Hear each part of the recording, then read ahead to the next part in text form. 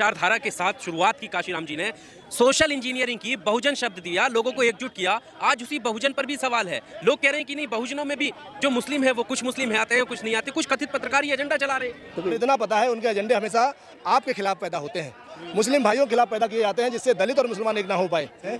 उनको भी देखना चाहिए बहुजन शब्द कहाँ से आया। ये देन तो मानवर काशीराम साहब की है।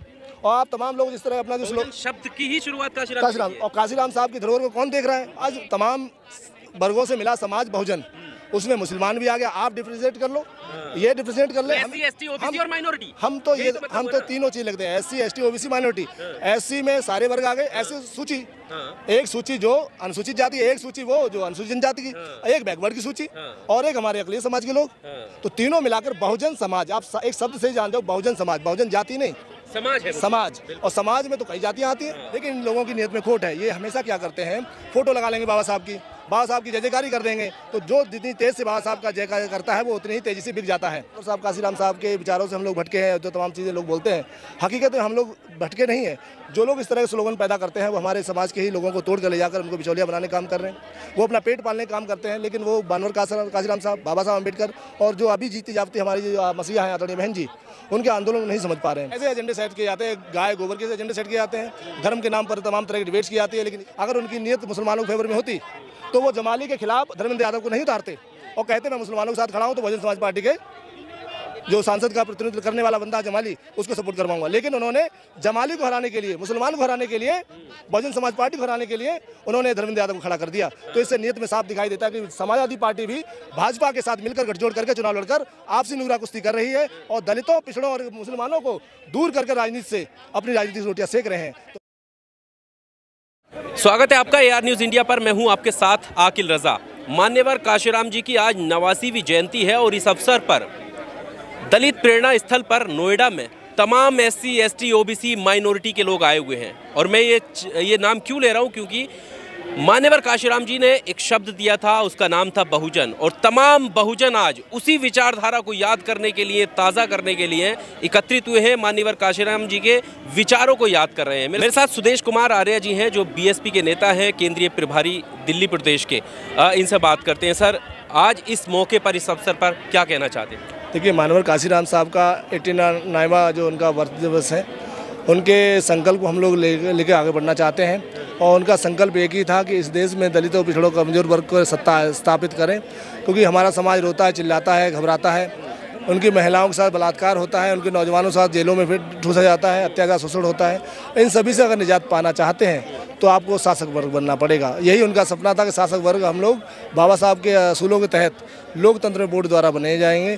तो हमें अगर सच्ची श्रद्धांजलि देनी है मान्यवर काशीराम साहब को, तो 2024 में अपनी सत्ता स्थापित करने के लिए हम लोगों को बोर्ड का सही इस्तेमाल हाथी पे करना होगा। तभी मान्यवर काशीराम साहब को सच्ची श्रद्धांजलि होगी, पुष्पांजलि होगी और इन रहबरों का आंदोलन सफल रहेगा। चाहे दलित हो, पिछड़े हों, चाहे गरीब सबर समाज के लोग हों, चाहे मुस्लिम अकलियत के समाज के लोग हों, इन तमाम समाजों को, जो कमज़ोर वर्ग था, जो उनको एकजुट करके और बहुजन रूपी माला में पिरोकर परम पूज्य बाबा साहब अम्बेडकर के सिद्धांत को समतामूलक समाज बनाना है हमको। उसके लिए उन्होंने संघर्ष करते हुए, आपने देखा होगा 1978 में वामसेप बनाई, 1981 में DS4 बनाई और फिर इन दलितों, पिछड़ों और कमजोर वर्ग के लोगों के हक हुकूमत की राजनीति को चमकाने के लिए उन्होंने 1984 में बहुजन समाज पार्टी बनाई। तो ऐसे मसीहा को, ऐसे महापुरुष को, जो आज तमाम जो आपने देखा जो सरकार वर्तमान में है या पीछे कांग्रेस सरकार थी, इन्होंने कभी हमारे बहुजन महापुरुषों को इस देश में जिन्होंने समतामूलक समाज बनाने के लिए, समाज सुधार के जो काम किए और राजनीतिक विरासत को जिन्होंने हिस्सेदारी देने का काम किया, उन लोगों को कभी भी कांग्रेस और भाजपा ने कभी भी कोई सम्मान नहीं दिया, ना भारत रत्न दिया, ना और कोई पद्म भूषण दिया। और आज की डेट में अगर देखा जाए तो भाजपा, तमाम राजनीतिक दल जो तमाम रेवड़ियाँ बांट रहे हैं अपने लोगों को, अगर सच में कोई भारत रत्न का हकदार है परम पूज्य बाबा साहब अम्बेडकर के बाद, तो इसमें वर्तमान में मान्यवर काशीराम साहब हैं। अगर सरकारों की नीयत अच्छी होती तो आज हमारे मसीहा को, हमारे जो रहबर को, मान्यवर काशीराम साहब को भारत रत्न देना चाहिए था। उनका भी सपना यह था कि इस देश में जो कमज़ोर वर्ग है, जिसको पूछा नहीं जाता, उसको हम हुक्मरान बनाने के लिए तैयार कर रहे हैं। वो बनेंगे कैसे? वोट के माध्यम से। वोट किसके पास है? जो वोट रजा का एक है, सुदेश आर्य का एक है, निषाद भाई का एक है और मोदी जी का एक है और देश के तमाम धन्ना सेठों का एक ही वोट है। अगर हमारे 85% के लोग अपनी वोट की ताकत को समझ जाएं तो इस रहबर का जो सपना था और एक बार नहीं 4 पूरा भी किया उन्होंने। और उस समय जब 4 बार पूरा करके दिखाया तो इस देश में देखा कि इस देश में दलितों, पिछड़ों, कमज़ोर वर्ग की सामाजिक चेतना को भी हम लोग सुधार सकते हैं। आज जो आप लोग कह रहे हैं कि मानवर साहब, काशीराम साहब के विचारों से हम लोग भटके हैं, जो तमाम चीज़ें लोग बोलते हैं, हकीकत में हम लोग भटके नहीं हैं। जो लोग इस तरह के स्लोगन पैदा करते हैं वो हमारे समाज के ही लोगों को तोड़ कर ले जाकर उनको बिचौलिया बनाने का काम कर रहे हैं। वो अपना पेट पालने का काम करते हैं, लेकिन वो मानवर काशीराम साहब, बाबा साहब अम्बेडकर और जो अभी जीती जागती हमारी जो मसीहा हैं आदरणीय बहन जी, उनके आंदोलन नहीं समझ पा रहे हैं। तो हम लोग तो आप सभी के माध्यम से ये आह्वान करते हैं, खासकर बहुजन मूवमेंट से जुड़े हुए लोगों से, क्योंकि तमाम जो मीडिया चैनल्स हैं हमारे, जो बहुजन मीडिया चैनल्स हैं, उनको भी देखना चाहिए बहुजन शब्द कहाँ से आया। ये देन तो मानवर काशीराम साहब की है। और आप तमाम लोग जिस तरह अपना जो शब्द की ही शुरुआत काशीराम और काशीराम साहब की धरोहर को कौन देख रहा है? आदरणीय बहन जी, बहुजन समाज पार्टी। यहाँ पर मैं जो भटके हुए लोगों के लिए उनके एक सवाल लेता रहिए। यहाँ पर जो बहुजन की बात हो रही है, कंप्लीट करना, आप कंप्लीट करना। बहुजन में कौन कौन आते हैं ये भी स्पष्ट करते हुए चलना। देखो, बहुजन समाज में इस देश के दलित, पिछड़े, आदिवासी, माइनॉरिटी समाज के लोग, क्या किसी धर्म में हो, सिख हो, पारसी हो, मुस्लिम हो, जैनी हो, वो सब, और जो सवर्ण समाज के, गरीब समाज के लोग भी हैं, वो भी बहुजन समाज में आते हैं कि उन्हें भी तो ये लोग ठग रहे हैं अपने लोगों को। तो ये सब बहुजन विचारधारा के लोग होने चाहिए, जहाँ बकरी और शेर एक घाट पानी पी पाए। मानवर साहब ने जो आपको स्लोगन दिया बहुजन शब्द का, उसका तमाम मीडिया वाले लेके घूम रहे हैं। मैं उनसे भी आग्रह यही करता हूं, अगर अपनी बात को बताना है तो अपने नेता को हमेशा सर्वोच्च रखो। अब ये लोग, कई लोग तमाम तरह के स्लोगन कहते हैं कि बहुजन समाज पार्टी वाले दिखते नहीं। भाई, बहुजन समाज पार्टी वाले कहते हैं हमको वोट का अधिकार जगाने की बात करनी है। अगर हमने आपको यहाँ पर सिंबल दे दिया है हाथी का, तो हमारे लोगों की सोच ये होनी चाहिए कि हमको अपने हाथी को जिताना है। आपने देखा होगा आदरणीय बहन जी ने अभी जो मुस्लिम समाज के प्रतिनिधि की बात आई, तो आजमगढ़ में जमाली जी को टिकट देकर बाई इलेक्शन लड़ाया। और अगर जो वर्तमान वहाँ पे जो सपा सरकार है, सपा मुखिया है, अगर उनकी नीयत मुसलमानों के फेवर में होती तो वो जमाली के खिलाफ धर्मेंद्र यादव को नहीं उतारते और कहते मैं मुसलमानों के साथ खड़ा हूँ, तो बहुजन समाज पार्टी के जो सांसद का प्रतिनिधित्व करने वाला बंदा है जमाली, उसको सपोर्ट करवाऊंगा। लेकिन उन्होंने जमाली को हराने के लिए, मुसलमान को हराने के लिए, बहुजन समाज पार्टी को हराने के लिए उन्होंने धर्मेंद्र यादव को खड़ा कर दिया। तो इससे नियत में साफ दिखाई देता है कि समाजवादी पार्टी भी भाजपा के साथ मिलकर गठजोड़ करके चुनाव लड़कर आपसी नूरा कुश्ती कर रही है और दलितों, पिछड़ों और मुसलमानों को दूर करके राजनीति से अपनी राजनीतिक रोटियां सेक रहे हैं। तो मेरा तो आपसे आग्रह है, चैनलों से इस बात को उजागर करें और समाजवादी पार्टी के जो चेहरा है उसको पहचानने की कोशिश करें कि मुजफ्फरनगर में दंगा हो रहा था, मुसलमान और दलित और पिछड़े और हमारे सवर्ण समाज के लोग आपस में भाईचारा खराब करवा के सरकारें खराब करवा रही थी, और वही समाजवादी पार्टी के मुखिया सेफई में नाच कर रहे थे तमाम फिल्म स्टार और तमाम लोगों के साथ, और इधर हमारा मुजफ्फरनगर जल रहा था।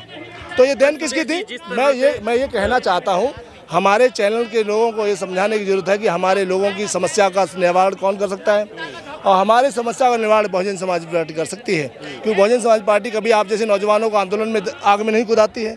वो कहती है हमारे जैसे नौजवानों को पद लो, जिम्मेदारी लो, अपने गली कूचे जाकर लोगों को बताओ कि बहुजन समाज पार्टी के साथ अगर सरकार बनाओगे तो आपकी बात बनेगी। पर जिस विचारधारा के साथ शुरुआत की काशीराम जी ने, सोशल इंजीनियरिंग की, बहुजन शब्द दिया, लोगों को एकजुट किया, आज उसी बहुजन पर भी सवाल है। लोग कह रहे हैं कि नहीं, बहुजनों में भी जो मुस्लिम है वो कुछ मुस्लिम है आते हैं, कुछ नहीं आते, कुछ कथित पत्रकार ये एजेंडा चला रहे हैं। तो ये एजेंडा आपका, जिस मीडिया की आप लोग बात कर रहे हैं, जो आपकी बात नहीं कर रहा है, वो मीडिया इस तरह के स्लोगन तमाम तरह के लोगों के बीच में डाल देता है। मैं आपको बता दूं, मैं खुद आज 6 साल से टीवी नहीं देख रहा हूँ। मुझे नहीं पता कि टीवी में क्या चलता है। ऑफिस में हो, कहीं किसी के ऑफिस में बैठ जाऊँ, किसी कहीं जा रहा हूँ तो बात अलग नज़र पड़ जाए। बाकी मुझे नहीं पता कि मीडिया में क्या होता है, दिल्ली डिबेट्स में क्या होता है, दिल्ली उनके एजेंडे क्या सेट होते हैं।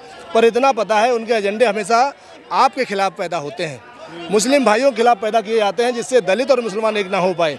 इस देश का सवर्ण और इस देश का सवर्ण गरीब और जो अल्पसंख्यक समाज है या जो पिछड़ा समाज है वो एक ना हो पाए। तो ऐसे एजेंडे सेट किए जाते हैं, गाय गोबर के एजेंडे सेट किए जाते हैं, धर्म के नाम पर तमाम तरह की डिबेट्स की जाती है। लेकिन ये डिबेट नहीं की जाती है कि किस तरह हमारे लोगों को रोजगार मिले।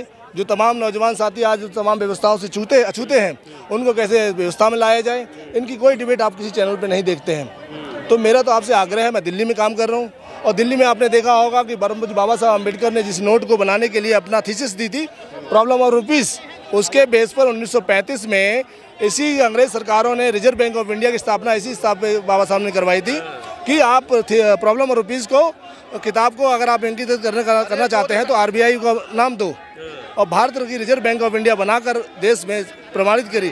तो हकीकत में अगर नोट पर नाम फोटो आनी चाहिए तो बाबा साहब अम्बेडकर की आनी चाहिए थी, लेकिन यहाँ का जो अरविंद केजरीवाल कहता है कि लक्ष्मी गणेश की आनी चाहिए थी। हमें लक्ष्मी गणेश से भी कोई परहेज नहीं है, लेकिन बाबा साहब अम्बेडकर ने जो सम्मान जो इस देश को दिया है उसके हकदार को उसको तो कुछ तो वापस करें सम्मान में। लेकिन इन लोगों की नीयत में खोट है। ये हमेशा क्या करते हैं, फ़ोटो लगा लेंगे बाबा साहब की जय जयकारी कर देंगे, तो जो जितनी तेज़ से बाबा साहब का जयकार करता है वो उतनी ही तेज़ी से बिक जाता है। हमारे समाज को देखना चाहिए, हर पीली सी सोना नहीं होती, हर जय भीम बोलने वाला अम्बेडकरवादी नहीं होता। और खासकर जिनके मन में खोट हो, खासकर केजरीवाल, समाजवादी पार्टी, कांग्रेस और भाजपा, ये सिर्फ बाबा साहब अम्बेडकर का नाम ले रहे हैं। 1984 से पहले क्यों नहीं नाम ले रहे थे? जब बहुजन समाज पार्टी का निर्माण हुआ तो तमाम दलित लोगों को राष्ट्रीय अध्यक्ष बनाने लगे, तमाम दलित लोगों को ये राष्ट्रीय राष्ट्रपति बनाने लगे। इस बात की मंशा को समझिए कि बहुजन समाज पार्टी ताकत में ना आ जाए, कहीं अखिल राजा भाई की कहीं जाकर ताकत सत्ता में ना आ जाए। तो ये चीज़ आपको सोचने की और समझने की जरूरत है। ये बात लोगों तक पहुंचाने की जरूरत है कि ये बहुजन समाज पार्टी है जो आपके हमारे सबके हक की हुकूमत की बात करती है, नौजवानों की बात करती है। बहुजन में क्या आपके हिसाब से मुसलमानों में कोई फाट है कि कोई मुस्लिम इसमें से अलग हो रहे हैं आपके हिसाब से? देखिए, मानवर काशीराम साहब ना, आज हमने क्या कहा, बहुजन मतलब तमाम जनों से मिला समाज, तमाम वर्गों से मिला समाज बहुजन, उसमें मुसलमान भी आ गया। आप डिफ्रेंशिएट कर लो, ये डिफ्रेंशिएट कर ले, SC, ST, OBC और माइनॉरिटी, हम तो तीनों चीज लगते हैं, SC, ST, OBC, minority. SC में सारे वर्ग आ गए, ऐसे सूची, एक सूची जो अनुसूचित जाति, एक सूची वो जो अनुसूचित जनजाति की, एक बैकवर्ड की सूची और एक हमारे अकलियत समाज के लोग, तो तीनों मिलाकर बहुजन समाज। आप एक शब्द से जान जाओ, बहुजन समाज, बहुजन जाति नहीं, समाज है, समाज। और समाज में तो कई जातियां आती हैं, कई समाज आते हैं। अच्छा, इस मौके पर जो हिंदू राष्ट्र की बात हो रही है, जो हिंदुत्व की बात हो रही है, आपको लगता है कि उससे जो बहुजन समाज के लोग हैं जो कभी एकत्रित थे उन पर फर्क पड़ा है, वो टूटे हैं, वो भटके हैं, दूसरी तरफ जा रहे हैं? देखिए, ये देश हमेशा से सभी धर्मों को मानने वाला देश है। यहाँ पर सभी धर्मों की, यहाँ पर आज से नहीं हजारों सालों से पहले बुद्ध और सनातनी और तमाम मुस्लिम तमाम लोग यहाँ पर विचरण करते रहे। शांति अमन चैन का माहौल बना रहा देश में। तमाम राजे रजवाड़ों ने बुद्धिज्म को भी अपनाया, तमाम राजे रजवाड़ों ने मुस्लिम अक़लियत से देश को निर्माण में सहायक भी बने। तो आज जो सरकारें जो बात कर रही हैं हिंदू मुस्लिम की, बेसिकली वो डरे हुए लोग हैं, उनके पास मुट्ठी भर लोग हैं। उन्हें पता है इस देश में दलित, पिछड़े और कमज़ोर वर्ग के लोगों की संख्या 90% है और 10% लोग जो चालाक और चतुर लोग हैं, सामंती प्रथा वाले लोग हैं, ये लोग हमारे लोगों को गुमराह करने का काम करते हैं, खरीदने का काम करते हैं। तो ये लोग बांट रहे हैं, इस समय वही पॉलिसी लागू कर रहे हैं जो अंग्रेजों ने लागू की या गांधी ने लागू की, या इनके मनवादी विचारधारा में वर्ण व्यवस्था की विचारधारा जो बांटने वाली विचारधारा है उसको लागू करने का काम कर रहे हैं। तो ये डर दिखाकर आपको भटकाने का काम कर रहे हैं, डर दिखाकर, धर्म का डर दिखाकर हिंदुओं को तोड़ने का काम कर रहे हैं, डर दिखाकर दलित पिछड़ों को बांटने का काम कर रहे हैं, डर दिखाकर मुसलमानों को भयभीत करने का काम कर रहे हैं। हकीकत में ये अपनी राजनीतिक स्थापना करने के लिए इस तरह के षड्यंत्र रच रहे हैं। इस बात को समझने की जरूरत हमारे लोगों को है। एक आखिरी सवाल आपसे, बीएसपी को लेकर जो आगामी चुनाव आने वाले हैं, चाहे 24 का चुनाव हो, किस तरह की तैयारियां हैं, किस तरह मैदान में उतरने वाली है? देखिए, आदरणीय बहन जी का शुरू से नारा रहा है, हम लोगों का रहा है, मानवर काशीराम साहब का रहा है कि यह दलित पिछड़ों कमजोर वर्ग के लोगों अपनी सत्ता पालो। इस देश में अगर हम लोग अपनी चाबी पालेंगे, मास्टर चाबी, तो हम अपनी व्यवस्था परिवर्तित कर लेंगे। इसके लिए आपको संगठन की जरूरत है, अनुशासन की जरूरत है। अनुशासन में संगठन बनता है, संगठन से ताकत बनती है, संगठन से शक्ति से सत्ता स्थापित होती है। तो हमारे आदरणीय बहन जी का हमारे सभी पर यही आदेश है कि आप सभी लोग जाओ, समाज में जाकर अपने नौजवान साथियों को तैयार करो। मूवमेंट के तहत बाबा साहब अम्बेडकर, तमाम महापुरुषों जो फोटो आप देखते हो इन तस्वीरों पर लगी है, उन सभी के आंदोलन की बात करो, उन सभी के सामाजिक में दिए हुए योगदान की बात करो और उनके उद्देश्य की बात करो। बहुजन समाज पार्टी क्यों बनी, बहुजन समाज पार्टी का क्या उद्देश्य है और बहुजन समाज पार्टी से क्यों जुड़े, इस बात को भी लोगों के बीच बताने का काम करें। इसके अलावा हम लोग संगठनात्मक ढांचे के तौर पर हम लोग मजबूत होना चाहते हैं। इसीलिए आपने देखा हम लोग अपनी गली कूचे जाके लोगों को समझाने का काम करते हैं। जो हम जैसे नौजवान मिल जाते हैं उनसे कहते हैं भाई आप अपना विधानसभा सेक्टर बूथ में जिम्मेदारी लो। तो अब बहुजन समाज पार्टी का आने वाली 2024 में जो मूल मंत्र है वो बूथ को मजबूत करने का है। तो हर एक बूथ पर 5 बूथ हर बूथ 5 यूथ का नारा लेकर बहुजन समाज पार्टी गाँव चलो अभियान के तहत उत्तर प्रदेश तमाम देशों के राज्यों में काम कर रही है। इसके अलावा हम दिल्ली में काम करें तो झुग्गी चलो अभियान के तहत हम लोग लगातार काम कर रहे हैं और हम लोग लगातार विधानसभा में मीटिंग अरेंज कर रहे हैं। अभी 19 तारीख को हम 70 विधानसभा में एक दिन में छापामारी मीटिंग करेंगे। हम अपने 4 लोगों के साथ मीटिंग करेंगे, हम लोगों 10 लोगों के साथ मीटिंग करेंगे, जिसमें बहुजन समाज पार्टी की बात धीरे धीरे जाकर दिल्ली में भी फैले। और ईमानदारी से मैं कहता हूँ कि आने वाला समय बहुजन मूवमेंट का है। आप सभी लोग विश्वास करिए, बाबा साहब से अम्बेडकर से ज़्यादा पवित्र इस मूवमेंट का जो योगदान है, उससे ज़्यादा पवित्र कोई योगदान इस देश में नहीं है। ये मानवतावादी आंदोलन है और इसमें आपकी ज़रूरत है, हमारी ज़रूरत है, भाई की ज़रूरत है, तमाम लोगों की ज़रूरत है। तो मेरा आपसे आग्रह है, आपके चैनल के माध्यम से आग्रह है कि आप डेली इस तरह के एजेंडे बनाएं कि बहुजन समाज पार्टी ने मुसलमानों को सम्मान देने के लिए आपने निजाम विश्वविद्यालय सुना होगा, अलीगढ़ विश्वविद्यालय सुना होगा, उसके बाद कोई मुस्लिम विश्वविद्यालय नहीं बना। लेकिन आदरणीय बहन जी ने उर्दू फारसी विश्वविद्यालय लखनऊ बनाकर मुस्लिम समाज को भी सम्मान और शिक्षा का देने काम किया। आदरणीय बहन जी थी कि एक भी दंगा, एक भी फसाद उनकी सरकार में 4 बार की नहीं हुआ। ये बात बताने का अगर मेरा मीडिया करे। आदरणीय बहन जी ने तमाम गरीब समाज के लोगों को निःशुल्क शिक्षा देने का, खासकर जो इंजीनियरिंग, डॉक्टर, सीए और वकील जो बनते थे उसमें फ्री शिक्षा देने का अधिकार आदरणीय बहन जी ने दिया। वो मुसलमान भी था, वो दलित भी था, वो पिछड़ा भी था, सवर्ण भी था, उसमें किसी के साथ छुआछूत भेदभाव बहन जी ने नहीं किया। तो ऐसी बातों को आप मीडिया के द्वारा आदरणीय बहन जी की बात कहो। और बहन जी कहती है कि हम ताकत में आएंगे, अपने ऊपर विश्वास रखिए।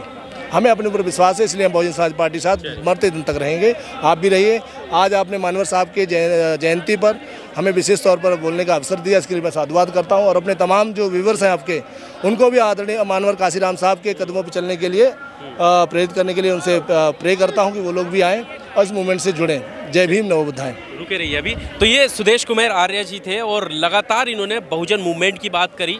जो मान्यवर काशीराम जी ने बहुजन शब्द दिया उसका मतलब आपको बताया, जिसमें SC, ST, OBC माइनॉरिटी आते हैं। और आज उसी विचारधारा के चलते लोग यहाँ पर एकत्रित हुए हैं, उसको ताज़ा कर रहे हैं। इस पूरे इंटरव्यू को लेकर आपका क्या कुछ कहना है, कमेंट बॉक्स में आकर अपनी राय जरूर दीजिएगा। शुक्रिया। Subscribe now and press the bell icon. Never miss an update.